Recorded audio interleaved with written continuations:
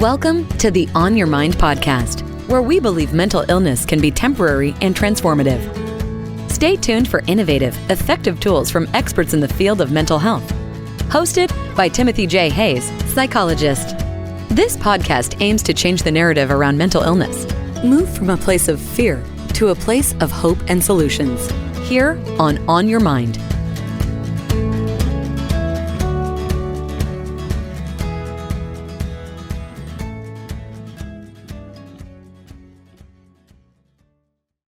Lauren Morgan is a trauma recovery and business coach.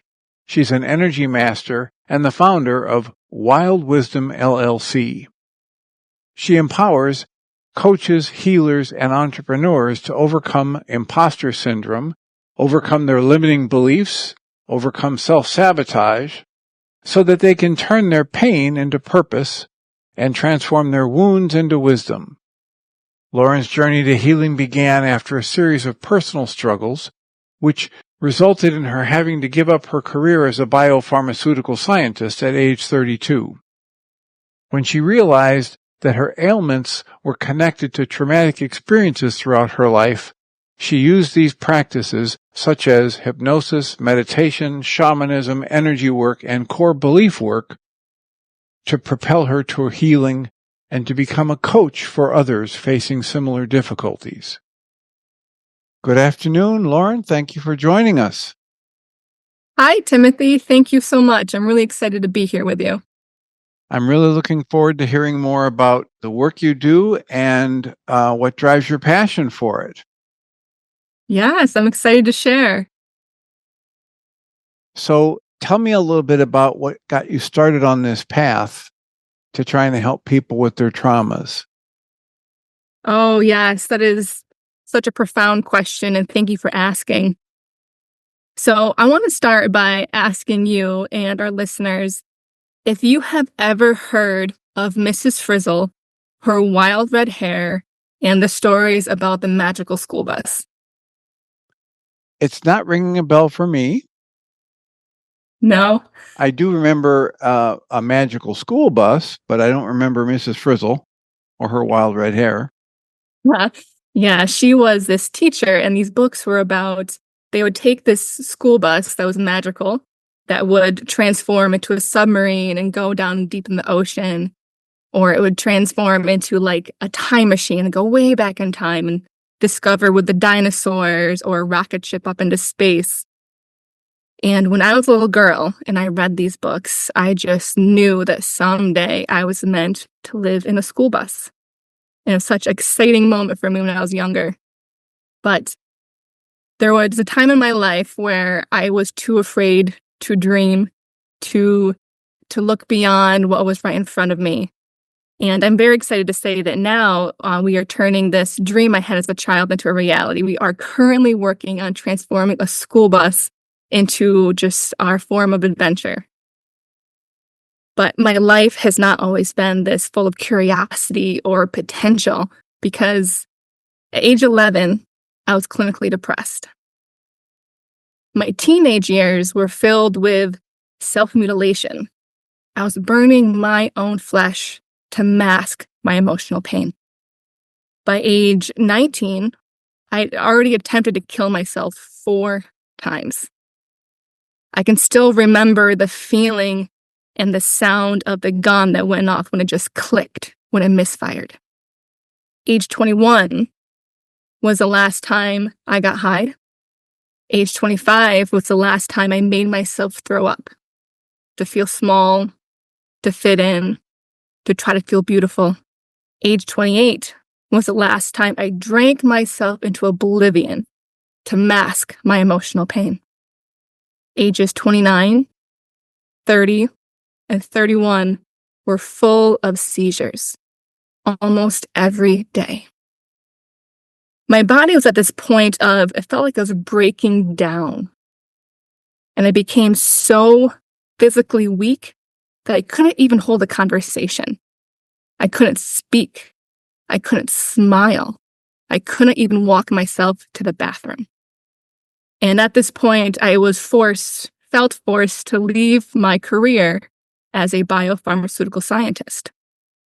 And it's during this time that I had realized that I needed to take accountability for my own life and my own healing. So I started to venture into different worlds of healing, such as shamanism, Ayurveda, and hypnosis.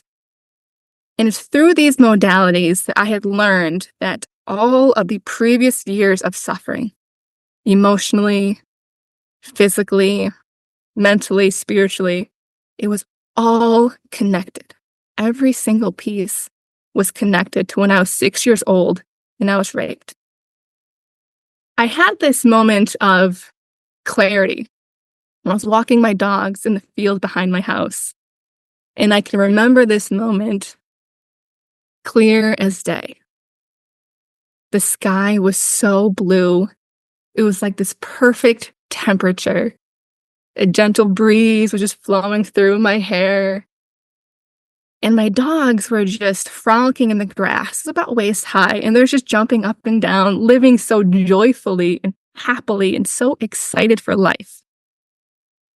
And by seeing this, I was overwhelmed with emotion, with jealousy, with anger and frustration, because I realized in that moment that I had not felt that sense of joy in a very, very long time.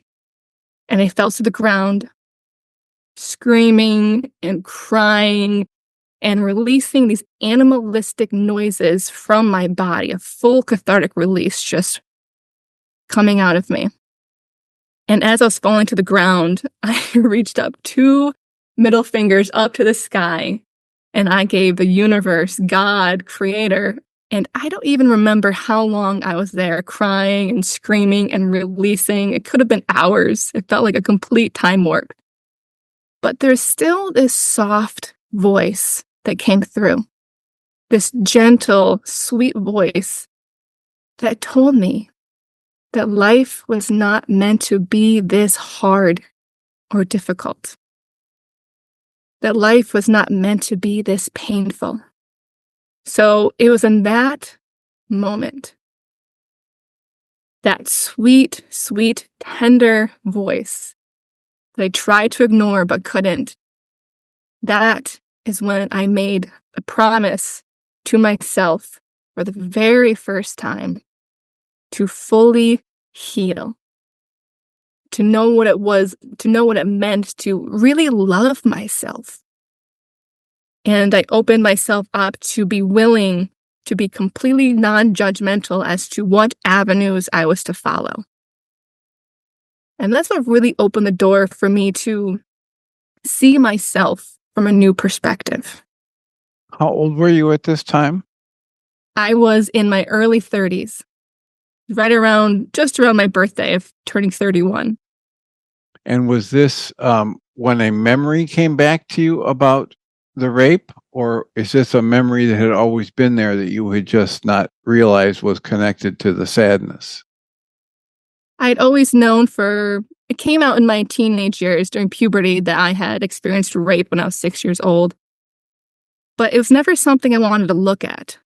I thought over time that it would just disappear, that it would heal itself, because we hear that time heals all wounds. And that's what I was hoping for. That's what I was expecting, because I did not want to sit with that discomfort. So when you listen to this very sweet voice and you opened yourself to whatever path might come to healing, what was next? What was next was learning how to work with energy and my ancestors, and learning that the voices I had always heard in my mind and these spirits I'd always seen, it was not because I was schizophrenic. It's not because I was mentally ill. It was this very beautiful gift that I had. And by really following this path of unconditional love and unconditional curiosity, it showed me step by step by step to take, almost like that cosmic trail of breadcrumbs, where we get so focused on the big picture of where we want to go, we forget that there are very simple steps being placed in front of us that we can choose to follow. And where did those steps take you? Those steps took me down this avenue of learning for the first time what self-love and self-acceptance really was. I used to think that self-love was getting my hair done or getting my fingernails done or something, or even working out until I almost passed out on the treadmill because I thought if I was smaller, I would then love myself.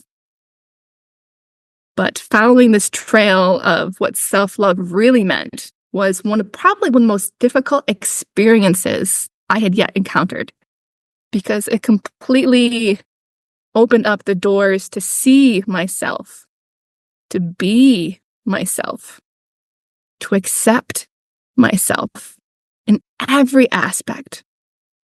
And that was something that I didn't realize how difficult it would be when you haven't really experienced self-love before. And then that showed me that how I was distancing love in general from my family members, from my pets, from coworkers, from my partner. I couldn't accept love from them because I didn't know how to accept love from myself.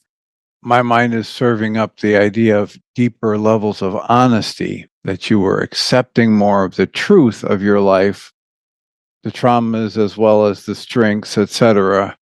And it's pretty much the opposite of everything our culture in the Western world anyway has prepared us to do.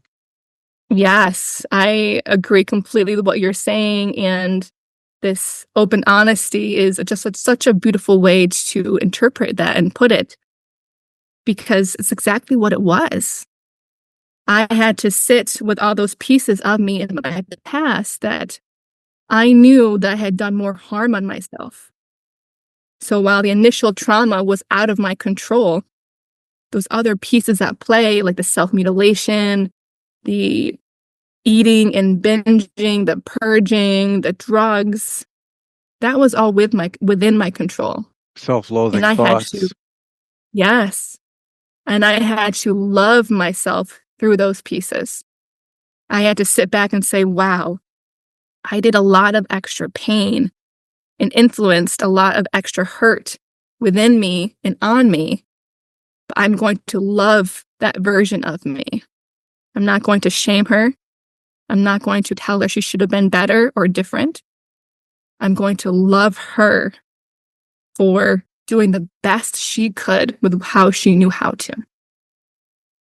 Yeah, and it's a lot of people would recommend reframing that, all those different behaviors, which you call self-harm and self-loathing and things like that, as adaptive mechanisms within you, reasonably healthy mechanisms within you to a very unhealthy, very abusive, traumatic time.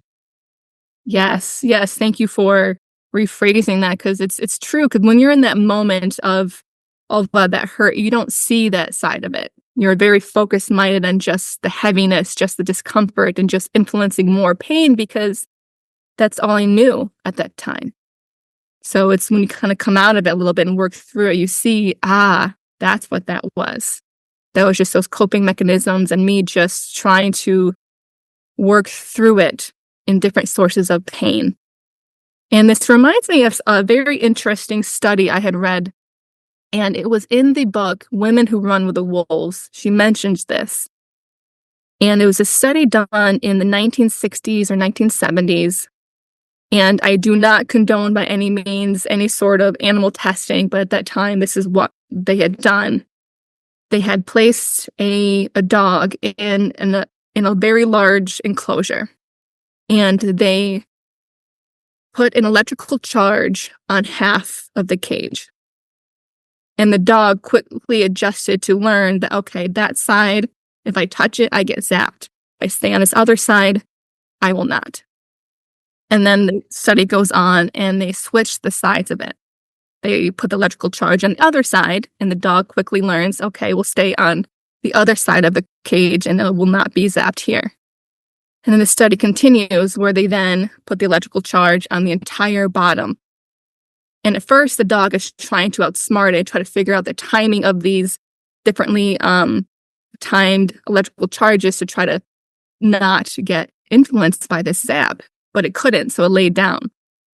And it was just taking this small electrical charge continuously.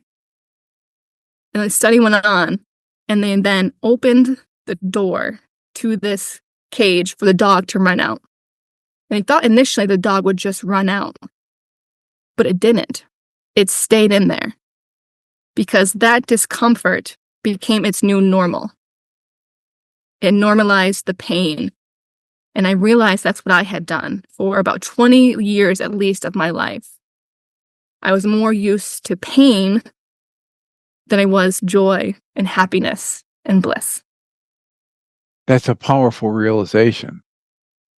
And what was your path back to joy and bliss and away from accepting the pain? After accepting that I had been more used to pain, it was really just a re-examination of who am I? What do I even like? What even brings me joy? What sort of things even make me happy? And at the same time, it was allowing myself different ways to release the anger and the frustration, all these pent-up emotions that I had stored in my body, in my fascia, in the memory of my cells for decades. And it's really against status quo to allow yourself to scream and yell, but it's exactly what I did. I bought this drum and I still have it. It's still such a very special drum for me. And I would take it and I would just start having this like chanting that turned into like yelling per se, and just opening my mouth, allowing whatever wanted to come out. And I would beat my drum at the same time, just allowing a cathartic full body expression to happen.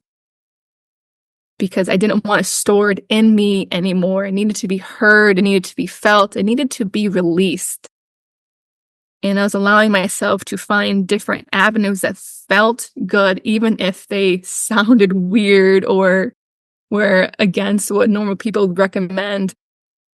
Even if the noises were just bizarre, if it felt right, then it was right for me. So how did you move from there into what it sounds like making a career of helping others? Yes, it is a phenomenal question, and it's such a big question, so I will do my best to streamline it per se. But in the beginning, it was all about realizing that I needed to heal myself. Before I could really focus on working with other people, I needed to focus on me.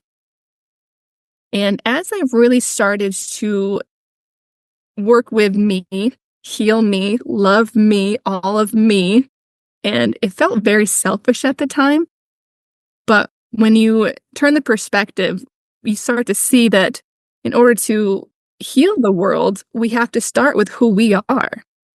And the more I worked on myself and my mindset, releasing judgment of myself, of other people, I became really magnetic to others.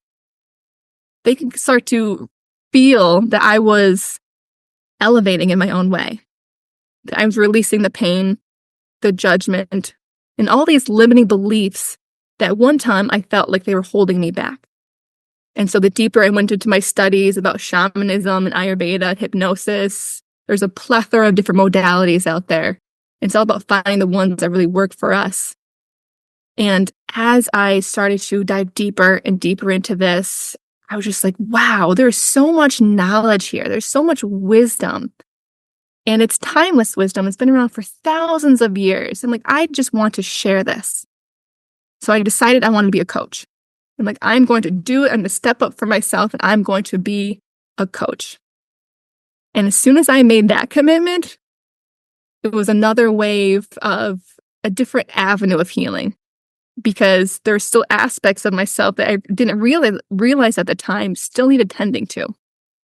And that was the self-worthiness, a money wound, feeling like I wasn't good enough or smart enough or pretty enough to give my services online, that persona that we see of perfectionism. and comparisоnism. And so that gave me the opportunity to dive even deeper. And then I thought, okay, so this is another cycle that's coming forward. What is different about this version than the other set of healing that I'd already done? And I had realized that it was time for me now to go even deeper to a core belief level, to find it at its root. And that's what I started doing. I would have these practices every morning where I would sit with myself. I would meditate. I would breathe. I would allow myself to take up space and just connect with a power higher than myself and ask it, what do I need to do today to step into this embodied leader? And it always came back to core belief work, allowing us to excavate those beliefs and conditioning that are putting us in a box that's telling us who to be or how to be. Whether it's a mother, a father, a wife, a teacher, a woman, a man, and anywhere in between, and everything else. To remove what we thought those words meant. To remove what we expected or what the conditioning and social media and the TV and the Western culture tells us how those roles are supposed to be. And as I dove into each one of those core beliefs that I had about money, I used to think money was evil. I thought that if I expressed my true power, that would bring pain to people. So by removing these core beliefs, greeting them with love and acceptance and truth, and knowing there's a teaching behind it,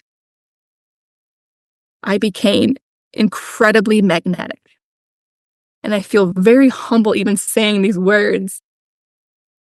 And people started to reach out to me for teaching, for a program before I had anything to offer. And that's when I really started to step into that embodied leadership and knowing that I had done so much work and now people are asking me as to what I was doing to help so they could implement those strategies into their lives too.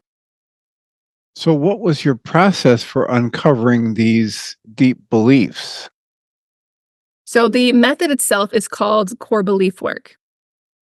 And it's a strategy of working with our subconscious mind. And whether you call it hypnosis or meditation or even shamanic journeying or trance work, all of it works with our subconscious. It's turning off that thought process, turning off that storyline, and allowing the pieces to kind of show themselves to us. And as a facilitator of shamanism, connecting really deeply into the energetics, the unseen world, it feels like a miracle almost every single time. And with a client or with myself, when the feeling and the core belief, the core piece of maybe for some people, it's, I don't feel safe, or I'm not worthy of love. It comes up in a lot of different ways, but those are some big pieces and ones I hear quite a bit. And you know you're hitting the right one when the body experiences a wave of emotions. You can feel maybe tingles or sensations, maybe tears, maybe even triggers you a little bit. But that emotional aspect tells you that you're hitting something right on the nail of the head. And then we go through this process of visualizing, of sensing, of feeling it, being completely released from your body. So core belief work. Is there, is this something you do with people where you're coaching them through it currently? Yes, we do one-on-one sessions, and it's something that when you do enough time with somebody facilitating you through it, you then begin to gain the comfortability and the familiarity to guide yourself through these practices. So my goal as a facilitator and teacher is for my clients not to need me, for everything, right? Because you teach them the tools and the resources so that they can implement them into their lives and really just fill your own toolbox of all these different modalities and practices that will work for you in the time when you're feeling the trigger or the emotion or the discomfortable feeling as it comes up. As they're identified, and you do this process where you're talking about feeling it fully and breathing, is there a next step, or is that enough to release this work? That is a fantastic question. And the best thing I could say is that it does depend on the person, on the belief, and the situation. Sometimes I've noticed that people are still almost attached in a certain way to that belief. They're not quite ready to let it go, because what happens once they let it go? They're a new person. They could be experiencing different things, and they're not quite ready to fully embrace the releasing of that belief. And what do you do if that's the case? If there's a resistance to releasing it, or a fear of what they might become without it, or what they might be without it, how do you support them in a transition, or having the courage to move forward anyway? That is a great question. I'm glad you asked that. So we just kind of sit with it for a moment, just to acknowledge. When you acknowledge the fact that you're still attached to that belief or that notion, it brings a whole new sense of clarity to it. And it kind of changes the energetics. So just by being honest with yourself and saying, okay, there's something in me that's not quite ready to release this part yet. Let's just sit with that.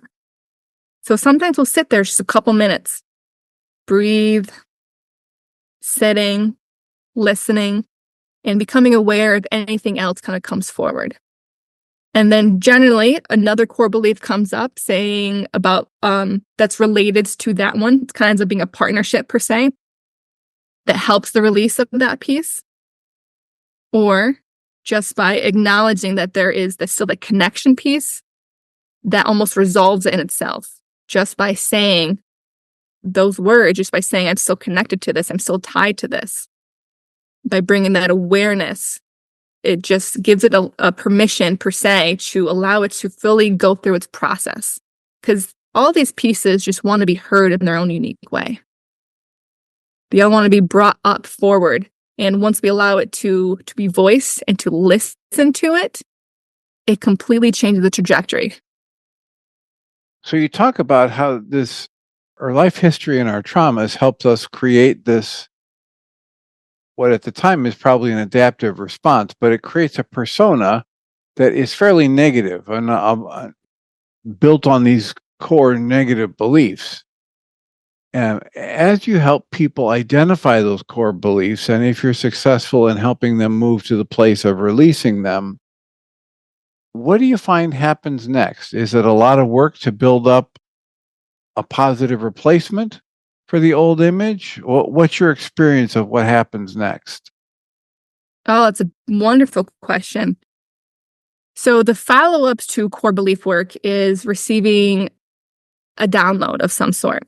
And that is it's not always the exact opposite. I can't say that per se, but sometimes I'll give you an example. A recent client of mine, she had this core belief of if she expressed her power, that people would die. And as we worked through this core belief and pulled it from her body, from her energy source, we allowed the opposite, I won't say opposite again, the balancing piece to come in to replace that was I am free to share my light. And so as you remove one, you replace it with another that's much more nourishing for you, much more uplifting, and allows you to just step into the embodied leader a little bit more. You said step into, did you say embodied leader? Yes, embodied leader.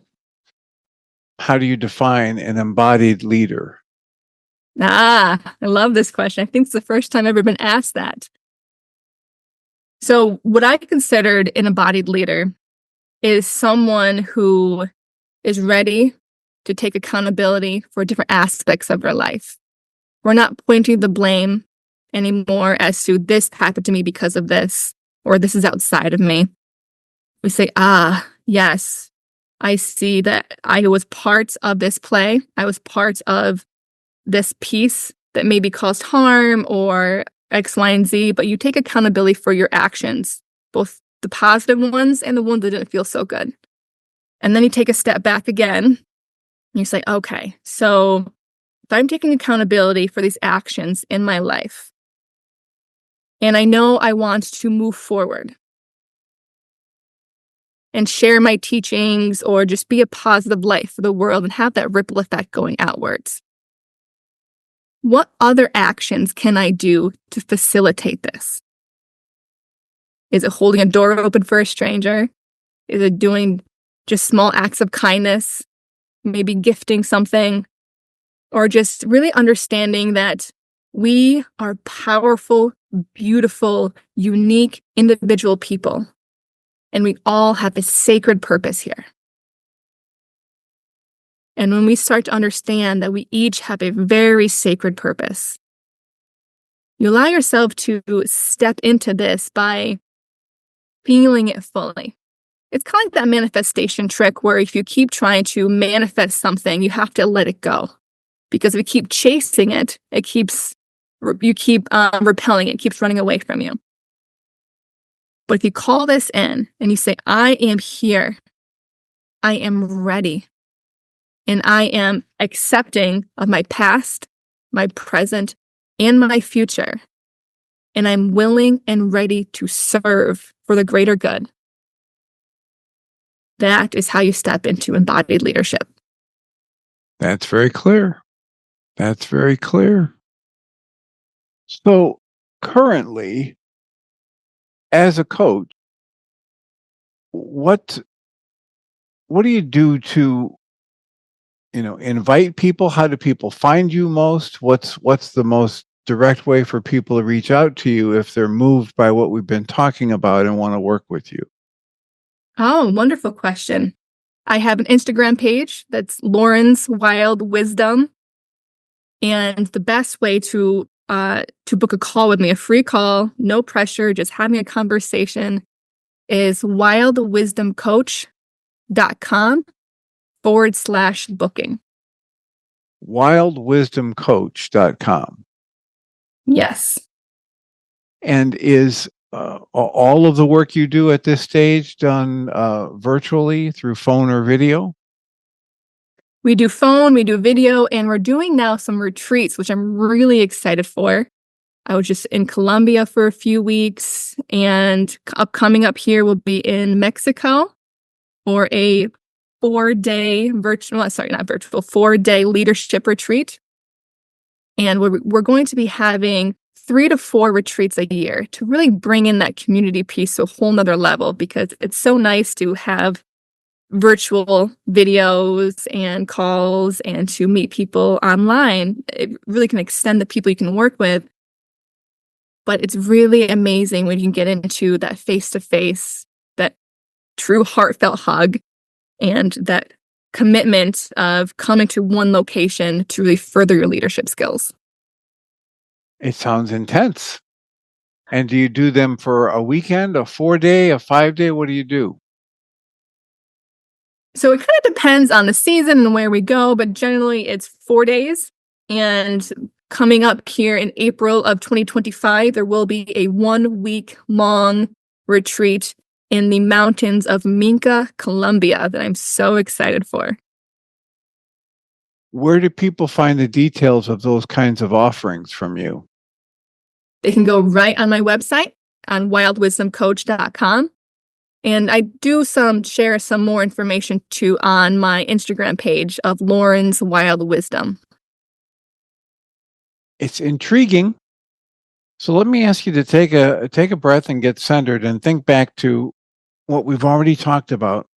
If there's an aspect of it you want to highlight, or if there's another aspect of your work altogether that we haven't even touched on yet that you want to make sure we get in here before we wrap this up. Yes. Nature is our ultimate teacher. And a big center point of my teaching and my practice is working with the elements. And there is a structure and a fluidity of working through these elements, starting with the earth element, then navigating into the water, the fire, the air, and the ether. Each one of nature's elements has its own energetics And we work with the energetics in this streamlined fashion to help release these old woundings, these core beliefs of ours. And in my coaching, we spend about 2 weeks per element. And it goes from really grounding ourselves work first, because that is, I would say, probably the biggest takeaway I want listeners to have to this, is that when you start your own inner work, you need to really develop a good grounding practice first. Something that feels nourishing and soulful, and just after you do it, you feel centered and knowing what your true energy is, who you are without the energy of other people. And so grounding first, and then we work through the releasing with the water element, transformation with the fire. We have a fire ceremony together. And then calling in and the new you with the air element. And then even rising above even higher with the ether element, and seeing everything from a brand new perspective as a new version of you, and going, wow, I was there and now I am here. And you look back with such amazement and gratitude, and you start to see all the lessons that you learned just by sitting with yourself, loving yourself, and working in tandem with nature. Sounds powerful. It is. It is. Well, I greatly appreciate your willingness to share. Can you send us out with a thought about who you would view as one of your ideal clients? Oh, fantastic question. My ideal clients are people who have this urge to serve. They know they want to be a coach or an entrepreneur of sorts, but there's like this invisible force that just seems to be stopping them at this every move. It's like the harder they try, the more their wheels just keep spinning in the mud. They're telling themselves they're not good enough. They're telling themselves that they don't have enough money, or they're comparing themselves to other people. They feel stuck. They feel stagnant, and they feel so frustrated. They can't figure out, what the hell do I do next? Those are my ideal clients, and I know exactly how to work with those people to get them from that frustration point through that, so they can serve and match with their soul purpose and allow themselves that embodied leader you talked about. There you go. There it is. Yes. And allow themselves to accept abundance on all levels. Wonderful. Well, thank you so much for sharing with us and being willing to do your own work first, which puts you in a position to be able to help others. It's gratifying to know that more and more of us out there are doing our own work, and that you're offering a guiding light for people who want to do the same. Thank you, Timothy. Your words warm my heart. I really appreciate you saying that. And I really agree. We have to focus on ourselves and work from a soul-centered place before we can really, truly understand what it means to lead and help heal others. Well, thanks again for your time, and I appreciate your willingness to share, and I'll look forward to checking out your latest offerings. Give us the website one more time. wildwisdomcoach.com. Thank you so much. Thank you, Timothy. Lauren Morgan is a trauma recovery and business coach. She's an energy master and the founder of Wild Wisdom LLC. She empowers coaches, healers, and entrepreneurs to overcome imposter syndrome, overcome their limiting beliefs, overcome self-sabotage, so that they can turn their pain into purpose and transform their wounds into wisdom. Lauren's journey to healing began after a series of personal struggles, which resulted in her having to give up her career as a biopharmaceutical scientist at age 32. When she realized that her ailments were connected to traumatic experiences throughout her life, she used these practices, such as hypnosis, meditation, shamanism, energy work, and core belief work, to propel her to healing and to become a coach for others facing similar difficulties. You've been listening to the On Your Mind podcast, offered by Journey's Dream, where we support people through mental health challenges to a place of true and lasting well-being. If you love our show, we invite you to visit onyourmindpodcast.org to join the conversation, access the show notes, and discover our helpful resources. Thank you for listening.